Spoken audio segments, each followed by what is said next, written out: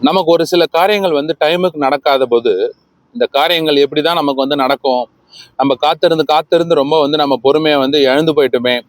இந்த பிளான்ஸ் நம்ம நிறைய போட்டோம், ஆனால் அந்த எல்லா பிளானுமே வந்து நமக்கு கைக்குடி வரலையே அப்படின்னு நம்ம வந்து ஒரு வேளை யோசிச்சுட்டு இருந்தோம்னா, காட் நம்மளை பார்த்து சொல்ற ஒரு வேர்ஸ் என்ன அப்படின்னா, எரேமியா 32வது அதிகாரம் 27வது வசனம் என்ன சொல்லுதுன்னா, நான் மாம்சமான யாவருக்கும் தேவன், என்னால செய்யக்கூடாத அதிசயமான ஒரு காரியம் உண்டோ அப்படின்னு இங்க ஒரு கேள்வி நம்மள காட் கேட்குறாங்க.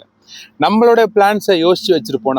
நம்ம மனுஷிகமா நிறைய விஷயங்களை இப்படி இப்படிலாம் இது முடியும் அப்படின்னு நம்ம யோசிச்சு வச்சிருப்போம். ஆனால் காட் அதை விட ஒரு ஹையர் திங்ஸை, ஹையர் விஷயங்களை நமக்காக பிளான் பண்ணி வச்சிருப்பாங்க.